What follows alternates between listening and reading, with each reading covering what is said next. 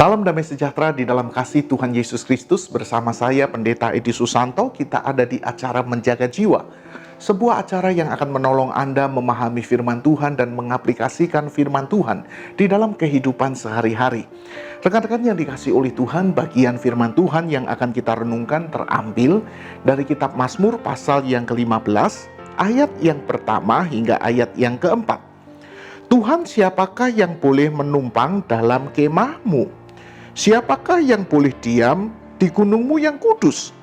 Yaitu Dia yang berlaku tidak bercela, yang melakukan apa yang adil, dan yang mengatakan kebenaran dengan segenap hatinya, yang tidak menyebarkan fitnah dengan lidahnya, yang tidak berbuat jahat terhadap temannya, dan yang tidak menimpakan cela kepada tetangganya, yang memandang hina orang yang tersingkir, tetapi memuliakan orang yang takut akan Tuhan, yang berpegang pada sumpah walaupun rugi. Ayat yang keempat bagian terakhir saya ulangi, yang berpegang pada sumpah walaupun rugi. Sampai sedemikian jauh pembacaan firman Tuhan. Berbahagialah kita yang bukan hanya membaca mendengar, tetapi yang juga mengaplikasikan firman Tuhan ini di dalam kehidupan sehari-hari.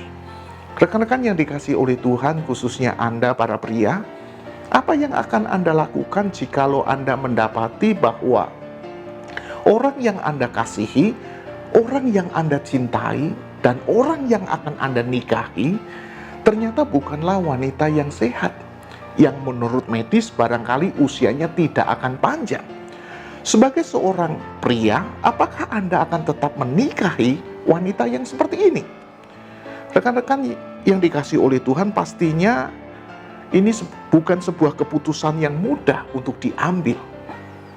Tetapi inilah rekan-rekan yang dihadapi oleh teman saya Tobi. Dia menikahi seorang wanita yang kedapatan memiliki kanker batang otak. Dan yang menurut medis rekan-rekan bahwa wanita ini tidak akan berusia panjang. Namun demikian rekan-rekan yang luar biasa, Tobi tetap mengambil wanita ini sebagai istrinya. Beberapa bulan setelah menikah, rekan-rekan, Tobi mendapati bahwa istrinya hamil. Tentu ini menjadi kabar sukacita bukan hanya bagi Tobi, tetapi juga bagi istrinya. Namun demikian rekan-rekan, kabar sukacita ini tidak bertahan lama. Karena pengobatan kanker yang begitu intens, akhirnya janin yang ada di dalam kandungan istri Tobi pun meninggal. Dan pergumulan Tobi ternyata tidak sampai di sini, rekan-rekan. Dia bukan hanya kehilangan buah hatinya, tetapi dia juga mendapati bahwa pengobatan istrinya pun akhirnya gagal. Kanker menyebar ke seluruh tubuh istrinya. Kanker mengubah segalanya. Wajah istrinya berubah, bentuk tubuh istrinya berubah. Dan beberapa bulan yang lalu rekan-rekan saya mendapati bahwa istri daripada rekan saya Tobi ini sudah tidak dapat lagi duduk dengan sempurna. Tidak lagi bisa berbicara. Tidak bisa lagi mengangkat sebatang pensil. Dan 2 minggu yang lalu rekan-rekan yang dikasihi oleh Tuhan, saya mendengar kabar bahwa istri daripada rekan saya Tobi ini telah dipanggil pulang oleh Tuhan. Rekan-rekan yang dikasihi oleh Tuhan, usia pernikahan Tobi tidaklah lama. Hanya 3 tahun.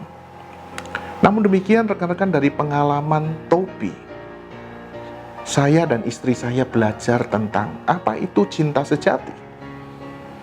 Dan ketika saya membaca Mazmur 15 ayat 4, saya mendapati bahwa cinta sejati itu adalah cinta yang setia pada janji, walaupun rugi.